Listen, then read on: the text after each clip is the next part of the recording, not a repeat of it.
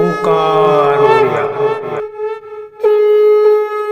नमस्कार फ्रेंड्स, ओंकार ओडिया चैनल रे आपण मानक स्वागत। फ्रेंड्स, आज एक क्षुद्र वीडियो रे जो मिराकल आयुर्वेद को शेयर करूची ए आपनकर टाइम को 4 गुणा पर्यंत बढ़ाई दबो। अर्थात जदि आपण सही समय 2 ରୁ 3 मिनिट पर्यंत रही पारुथांती तेबे आपनकर संपर्क 8 ରୁ 12 मिनिट पर्यंत वर्धित होबो। फलत आपनकर पार्टनर आपनक ऊपर गभीर संतुष्टि प्रकाश करिवे एवं यार क्रमागत व्यवहार रे आपनकर टाइमिंग से एभली बढ़ी बढ़ी जीवो जद्वारा कि आपनक संपर्कर उन्नततम सोपान को उन्नीत होबे। आपनकर पार्टनर टी आपनक ऊपर से बली गभीर भाव में संतुष्टि होई रहिबे। आपनकर एही मिराकल आयुर्वेद को व्यवहार करिबा जे बली भाव में सुलभ से बली भाव में मध्य व्ययहीन अटे। एभली कोनसी सामग्री एठारे उपस्थापन करा जाउनी जाहाकु आपण माने प्राप्त करि परिबे नाही। आकाश कइया चिलिका माछ केवल श्रवण ही सारा होबो एभली कौन सी कथा एठारे उपस्थापन जाऊ नहीं। आपण माने ए समस्त सामग्री को निजर आखपाखु खूब सहज संग्रह करि परिबे एवं कौन सी मूल्य मध्य आपनको एथिपई विशेष दवा पई पड़िबो नाही। एवं एही सामग्री गुड़िक आमर प्रतिष्ठान द्वारा बहुबार परीक्षित माने संपूर्ण जीरो अवस्था थिले आमर प्रतिष्ठान द्वारा सेमानको एही उपाय रे चिकित्सा करा जाय कि रात हिरो बने दिया जाय अछि। अर्थात जे माने ए क्षेत्र संपूर्ण पारंगमहीन थिले से माने बर्तमान एक सुंदर दाम्पत्य जीवन को अतिवाहित करुचंती। अतबे आपण भिडियो को शेष पर्यंत देखंतु। जो मिराकल आयुर्वेद कथा एठारे मु उपस्थापन करूची एक आपण विश्वास सहकारे व्यवहार करंतु। जो लज्जाकर स्थिति अपमानजनित स्थिति रे आपण माने अछंती, आपनकर पार्टनर आपनक ऊपर गभीर असंतुष्ट होइके अछंती, आपनकर दाम्पत्य जीवन छारखार अवस्था को आसीची, आपनकर पौरुषत्व तांक पाखरे क्षीर्ण होउची, देखिबे समस्त क्षेत्र आपण माने निवृत्त हेबे। आपनकर जीवनटी हर्ष उल्लास रे बीतिया पे लागिबो। तेबे एथि सह एक तंत्रोक्त आयुर्वेद मध्य शेयर करूची याकु कि आपण माने ना सेवन करिया पे अछि ना आपनकर मालस करिया पे अछि। केवल याकु नील सूता सहाय्य अंटा जदि आपण माने एही विधि मते केवल बांधी दियंती तेबे आपण से क्षेत्र रे बहुत पारंगम होई उठिबे। ए समस्त को एही क्षुद्र वीडियो रे मु आपनकर कल्याणार्थ शेयर करूची। वीडियो को ध्यान सहकार देखंतु। एही मिराकल आयुर्वेद जाकी बहु पुरातन बहु प्रसिद्ध एवं बहुबार परीक्षित याकु जन समाजर कल्याण निमंते क्षुद्र वीडियो रे मु शेयर करूची। तेबे एही मिराकल आयुर्वेद एवं तंत्रोक्त प्रयोग ए दुईटी को उपस्थापन करिया पूर्व क्षुद्र निवेदन, जदि आपण आज प्रथम बार करके चैनल रे प्रवेश करिसंती एवं एही भली कंटेंट रे आपनको रुचि रहउची तबे चैनल करे थिबा लाल कलर रो सब्सक्राइब बटन क्लिक करी बेल आइकन क्लिक करी एवं ऑल नोटिफिकेशन पर क्लिक करी चैनल टी को सब्सक्राइब करनियंतु। जेभली कि आमे जतर मध्य आपण मानक सेवारे एही भली तंत्रमंत्र वीडियो किंबा स्वास्थ्य भित्तिक वीडियो अपलोड करिवु तार सर्वप्रथम नोटिफिकेशन आपण पाखरे पहुंचिबो एवं से सब को आपण माने सर्वदू देखिकरी किछि ज्ञान आहरण करि परिबे। तबे फ्रेंड्स, एबे नजर पकेबा एही मिराकल आयुर्वेद जाकी आपण मानको रात राती जीरो रु हीरो बने देबो। जदि आपण संपर्क समय 2 ରୁ 3 मिनिट पर्यंत रही पारथांती निश्चित भाबरे 8 ରୁ 12 मिनिट पर्यंत रहिबे एवं जे माने आदौ रही पारनांती संपूर्ण अक्षम अवस्था रे अछंती दर्शन मात्र के सेमानक स्खलन होई जाउची सेमाने मध्य एहार व्यवहार रे सेमानक दाम्पत्य जीवन को सजाड़ी पारिबे। एथि सह सेमानक शरीर बल तेज ओजर मध्य वृद्धि घटिबो। दैनंदिन कार्यकलाप जेतिकी शक्तिर आवश्यक स्फूर्तिर आवश्यक आयुर्वेद सहायता से प्राप्त करि पारिबे। एवं एही आयुर्वेद आपनकर माने परिणत बयस अछंती जो माने कि एही संपर्क क्षेत्र रे सतरा पारंगम होई पारि नथांती सेमानक ऊपर मध्य प्रयोग करा जाय कि यार एक सुंदर रिजल्ट मिलिछि जदरे कि परिणत बयसर लोकमानक पई मध्य एहा चमत्कार भाव में कार्य करि आपण जेकोनसी वर्गर जेकोनसी बयसर व्यक्ति होइथांती आपनको से दिगरे अत्यंत शक्तिशाली भाव में बनई दब एवं आपनकर दाम्पत्य जीवन पार्टनर सह संपर्क स्थापन जीवन ए समस्त क्षेत्र में आपण माने पारंगम होई उठिबे। तेबे एहाकू किभली आपण माने व्यवहार करिवे ध्यान सहकारे एटू वीडियो शेष पर्यंत शुणुतु। प्राथमिक भाव में मु यार आयुर्वेदिक प्रयोग वर्णना करूची एवं यार परवर्ती तंत्रोक्त प्रयोग मध्ये वर्णना करिवि। तेबे आयुर्वेदिक प्रयोग को आपण मानकर दुई भाग रे विभक्त कराइछि, गोटे होछि सेवन एवं गोटे होछि बाह्य मालिश। तेबे सेवन को आपण माने एठी प्रथमतः सोई नियंतु। आपनकर प्रत्यह सकाळ एवं संध्यारे 3 गोटी मंजी कहूची से 3 गोटी मंजी को संग्रह करके ताकू खरा रे सुखैकरी चूर्ण करके नख उषुम पानी हो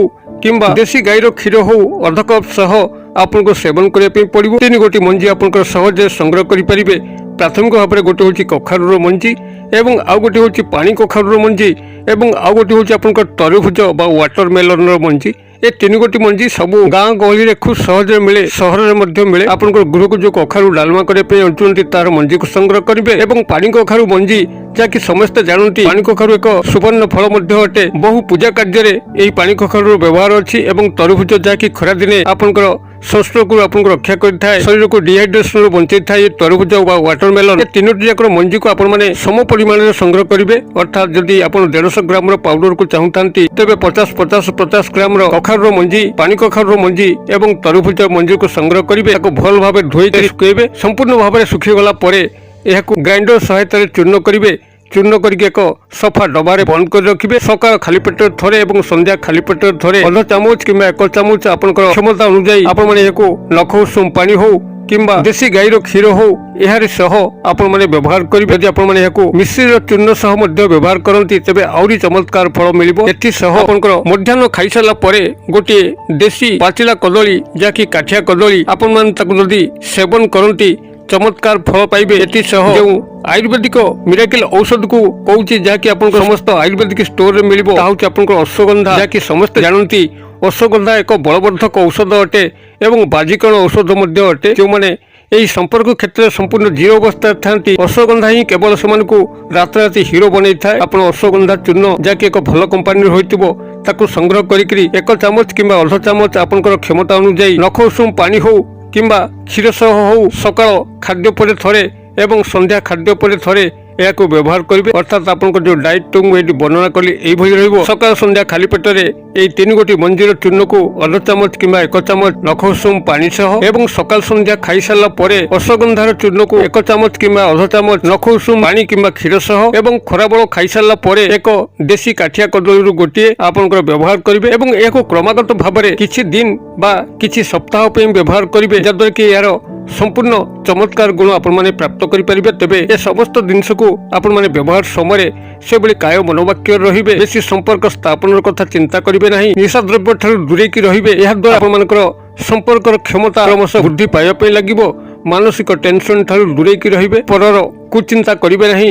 ନିଜର ଜୀବନ ପ୍ରତି ଧ୍ୟାନସ୍ଥ ହୋଇକରି ନିଜର କର୍ମ ପ୍ରତି ଧ୍ୟାନସ୍ଥ ହୋଇକରି ନିଶା ଦ୍ରବ୍ୟ ଠାରୁ ଦୂରେଇକରି କୁସଙ୍ଗ ବର୍ଜନ କରିକରି ଆପଣମାନେ ଯଦି ଏହି ପଠିକୁ ସେବନ କରନ୍ତି ଏବଂ ଏହାରି ବିଧି ମତେ ରହନ୍ତି ତେବେ ନିଶ୍ଚିତ ଭାବରେ ଆପଣଙ୍କର ସମ୍ପର୍କ ସ୍ଥାପନର ଦିଗଟି କ୍ରମଶଃ ଉନ୍ନତ ହେବା ପାଇଁ ଲାଗିବ। ତେବେ ଏଥିସହ ଏକ ତୈଳର ମଧ୍ୟ ଉପସ୍ଥାପନ କରୁଛି ଯାହାକୁ ଆପଣଙ୍କୁ ବାହ୍ୟ ମାଲିସ କଲେ ସେ ସ୍ଥାନର ଦୀର୍ଘତା ଆସିବ, ଛିଦ୍ରତା ଦୂର ହୋଇଯିବ ଏବଂ ସେ ସ୍ଥାନର ଦକ୍ଷତା ଖୁବ୍ ବଢି ଚାଲିବ। ମାତ୍ର ଗୋଟିଏ ସପ୍ତାହ ଏହାର ମାଲିସ କଲେ ଚମତ୍କାର ଫଳ ଆପଣମାନେ ପାଇବେ। ଏଥିପାଇଁ ଆପଣମାନଙ୍କୁ ପ୍ରାଥମିକ ଭାବରେ କିଛି ସୋରିଷ ତେଲକୁ ସଂଗ୍ରହ କରିବା ପାଇଁ ପଡିବ। ଯଦି ଅଲିଭ ତେଲ ପାଆନ୍ତି ତ ଭଲ ହବ, ନାହିଁ ତ ଅଲିଭ ତେଲର ଅଭାବରେ ସୋରିଷ ତେଲ ଯାହାକି ଦେଶୀ ସୋରିଷ ତେଲ ହୋଇଥିବ ଘଣା ସୋରିଷ ତେଲ ତାକୁ ସଂଗ୍ରହ କରିବେ ଏବଂ ସେଥିରେ ଆପଣଙ୍କର 25 ଗ୍ରାମ କଳା ଜିରା, 15 ଗ୍ରାମ ଡାଲଚିନିର ଗୁଣ୍ଡ ଯାହାକି କାଠ ମସଲା ଭାବରେ ବ୍ୟବହାର କରାଯାଏ ଏବଂ 5 ଗ୍ରାମ ଲବଙ୍ଗ ଏ ତିନୋଟି ଯାକୁ ଆପଣମାନଙ୍କର ମିକ୍ସ କରିକିରି ତାକୁ ଧୀର ଆଞ୍ଚରେ ବସାଇବେ। ଅର୍ଥାତ୍ ହାଲକା ନିଆଁ ଥିବ ସେ ନିଆଁ ଉପରେ କଡ଼େଇ ରଖିକିରି ଏହି ଅଲିଭ ତେଲ ହଉ କିମ୍ବା ଘଣା ସୋରିଷ ତେଲ ହଉ ତାକୁ 50 ଗ୍ରାମ ଆପଣ କଡ଼େଇ ଉପରେ ପକେଇକିରି ତା ଦେହରେ ଆପଣଙ୍କର ଏହି 25 ଗ୍ରାମ କଳା ଜିରା, 15 ଗ୍ରାମ ଡାଲଚିନି ଏବଂ 5 ଗ୍ରାମ ଲବଙ୍ଗ ହାଲକା ନିଆଁରେ ପାକ କରିବେ ଅର୍ଥାତ୍ ରାନ୍ଧିବେ। ସମ୍ପୂର୍ଣ୍ଣ ଭାବରେ ଯେତେବେଳେ ଆପଣଙ୍କର ଏହି ପାକ ହୋଇଯିବ ତାକୁ ନିଆଁରୁ ତଳକୁ ଓହ୍ଲାଇ ଆଣିବେ ଏବଂ ତାକୁ ଭଲ ଭାବରେ ସେହି ତେଲ ସହ ମର୍ଦ୍ଦନ କରିବେ ଅର୍ଥାତ୍ ଏହାକୁ ଦଳି ମକଚି ଦେବେ। ଯଦି ଆପଣମାନେ ପାକ ପୂର୍ବରୁ ଏହି 3 ଗୋଟିକୁ ପାଉଡର ଫର୍ମ କରିଦିଅନ୍ତି ତ ଆହୁରି ସୁନ୍ଦର ହବ। ଅର୍ଥାତ୍ 25 ଗ୍ରାମ କଳା ଜିରାର ପାଉଡର, 15 ଗ୍ରାମ ଡାଲଚିନିର ପାଉଡର ଏବଂ 5 ଗ୍ରାମ ଲବଙ୍ଗର ପାଉଡର ଏ ଯଦି ପାଉଡର ଫର୍ମକୁ ଆପଣମାନେ ଅଲିଭ ତେଲ ହଉ କିମ୍ବା ସୋରିଷ ତେଲ ହଉ ଯାହାକି 50 ଗ୍ରାମର ହୋଇଥିବ ଯଦି ହାଲକା ନିଆଁରେ ଆପଣମାନେ ଏହାକୁ ପାକ କରିକିରି ଏବଂ ପାକର ପରିସମାପ୍ତ ଏହାକୁ ଶୁଦ୍ଧ କପଡ଼ାରେ ଛାଣିକିରି ଏକ ସଫା ବୋତଲରେ ରଖୁଛନ୍ତି ଏବଂ ରାତ୍ରର ଶୋଇବା ସମୟରେ ଆପଣଙ୍କର ନିଜ ଅଙ୍ଗରେ ଏହାକୁ ମାଲିସ କରୁଛନ୍ତି ତେବେ ଆପଣଙ୍କର ଯେଉଁ କ୍ଷିଦ୍ରତା ଅଛି ସେ କ୍ଷିଦ୍ରତାଟି ଦୂର ହୋଇଯିବ, ବଳିଷ୍ଠ ହବ ଏବଂ ଯାହା ଆପଣ ଆଶାତୀତ ସେଠୁ ସମ୍ପର୍କ ସ୍ଥାପନର ଦିଗକୁ ଲକ୍ଷ୍ୟ ରଖୁଛନ୍ତି ତା ଆପଣଙ୍କୁ ସହଜରେ ପ୍ରାପ୍ତ ହୋଇପାରିବ। ତେବେ ଯେତେବେଳେ ଆପଣମାନେ ଏହାକୁ ଆପଣଙ୍କ ନିଜ ସ୍ଥାନରେ ମାଲିସ କରିବେ 1 ଘଣ୍ଟା ପର୍ଯ୍ୟନ୍ତ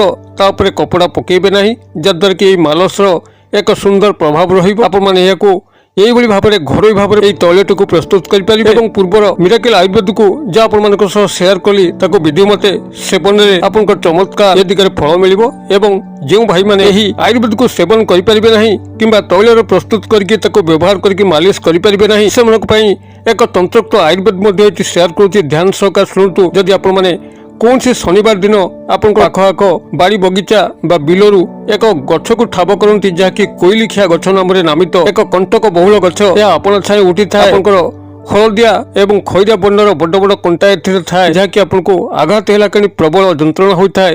এই କୋଇଲିଖିଆ ଗଛର ଚେରକୁ ଯଦି ଆପଣମାନେ ଶନିବାର ବିଧି ମତେ ନିମନ୍ତ୍ରଣ ପୂର୍ବକ ସଂଗ୍ରହ କରନ୍ତି ଏବଂ ଏହାକୁ ଗୃହକୁ ଆଣିକରି ଏକ ନୀଳ ସୂତା ସାହାଯ୍ୟରେ ଅଣ୍ଟାରେ ବାନ୍ଧି ନିଅନ୍ତି, ତେବେ ଆପଣଙ୍କୁ ଚମତ୍କାର ଫଳ ଏ ଦିଗରେ ମିଳିଥାଏ। ଆପଣ ଯେପର୍ଯ୍ୟନ୍ତ ଏହାକୁ ଅଣ୍ଟାରେ ପିନ୍ଧିକି ରଖିଥିବେ ସେ ପର୍ଯ୍ୟନ୍ତ ଆପଣଙ୍କର ସ୍ଖଳିତ ହେବ ନାହିଁ, ଯାହାକି ବହୁବାର ପରୀକ୍ଷିତ। ଏବଂ ଏ ଉପରେ ମଧ୍ୟ ମୁଁ ପୂର୍ବରୁ ଏକ ଭିଡ଼ିଓ ଅପଲୋଡ କରିଥିଲି 2-3 ବର୍ଷ ତଳେ ଏବଂ ଏହା ଆପଣଙ୍କର ଆଦୃତି ମଧ୍ୟ ପାଇଥିଲା। ଆପଣମାନେ ଯେପର୍ଯ୍ୟନ୍ତ ଏହି କୋଇଲିଖିଆର ଚେରକୁ ଅଣ୍ଟାରେ ବାନ୍ଧିକି ରଖିଥିବେ ସେ ପର୍ଯ୍ୟନ୍ତ ଯଦି ଜିରୋ ଅବସ୍ଥାରେ ଥାନ୍ତି ରାତାରାତି ହିରୋ ଅବସ୍ଥାକୁ ପଳେଇ ଆସିବେ। କୌଣସି ଆୟୁର୍ବେଦିକ ସେବନର ଆବଶ୍ୟକ ନାହିଁ, ମାଲସର ମଧ୍ୟ ଆବଶ୍ୟକ ନାହିଁ। ଆପଣମାନେ ଏହି ତନ୍ତ୍ରୋକ୍ତ ଜଡ଼ି ମାଧ୍ୟମରେ ଯାହାକି ବିଧିପୂର୍ବକ ନିମନ୍ତ୍ରଣ କରି ଆଣିବାକୁ ପଡ଼ିବ। ଯଦି ନିମନ୍ତ୍ରଣ ଆପଣଙ୍କୁ ଜଣା ନାହିଁ ତେବେ ଡେସ୍କ୍ରିପସନ ଚେକ୍ କରନ୍ତୁ, ସେଠାରେ ମୁଁ ବୃକ୍ଷ ନିମନ୍ତ୍ରଣର ମନ୍ତ୍ର ଦେଇଛି, ଯାହାଦ୍ୱାରା କି ଆପଣ ଏହି କୋଇଲିଖିଆ ଗଛକୁ ଯେକୌଣସି ଶନିବାର ଦିନର ପୂର୍ବ ଦିନ ନିମନ୍ତ୍ରଣ କରିକିରି ଶନିବାର ଦିନ ଏହାର ଚେରକୁ ସଂଗ୍ରହ କରିକିରି ନୀଳ ସୂତା ସାହାଯ୍ୟରେ ବିଧିପୂର୍ବକ ଯଦି ଆପଣମାନେ ଏହାକୁ ଅଣ୍ଟାରେ ବାନ୍ଧନ୍ତି ପର୍ଯ୍ୟନ୍ତ ବାନ୍ଧିଥିବେ ଆପଣଙ୍କର ସ୍ଖଳନ ହେବ ନାହିଁ। ଏବଂ ଯେଭଳି ଭାବରେ ଆପଣ ଏହାକୁ ଅଣ୍ଟାରୁ କାଢ଼ିଦେବେ ଆପଣଙ୍କର ସ୍ଖଳନ ହୋଇଯିବ। ଏହାକୁ ଆପଣଙ୍କର ଇଚ୍ଛା ମୁତାବକ ଯେକୌଣସି ସମ୍ପର୍କ କ୍ଷେତ୍ରରେ ବ୍ୟବହାର କରିକି ଆପଣଙ୍କର ପାର୍ଟନରକୁ ସନ୍ତୁଷ୍ଟ କରିପାରିବେ।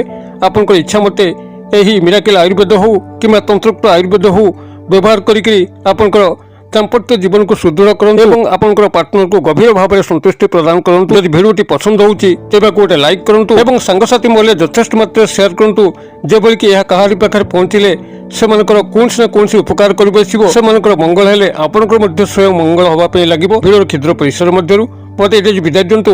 ପୁଣି ଆପଣମାନଙ୍କ ସହ ଦେଖା ହେବ ଆଉ ଏଇଭଳି ଏକ ଶିକ୍ଷଣୀୟ ଭିଡ଼ିଓରେ। ସେ ପର୍ଯ୍ୟନ୍ତ ଦର୍ଶକ ବନ୍ଧୁ ଆପଣମାନେ ସମସ୍ତେ ମଙ୍ଗଳଙ୍କ କୃପାରୁ ଭଲରେ ଥାନ୍ତୁ। ରହୁଛି ସର୍ବେ ଭବନ୍ତୁ ସୁଖିନ, ସର୍ବେ ସନ୍ତୁ ନିରାମୟା, ସର୍ବେ ଭଦ୍ରାଣୀ ପଶ୍ୟନ୍ତୁ ମା କଶ୍ଚିତ୍ ଦୁର୍ଭାଗ୍ୟ ଭବେତ୍। ଓಂ ଶାନ୍ତି, ଓಂ ଶାନ୍ତି, ଓಂ ଶାନ୍ତି। ନମସ୍କାର।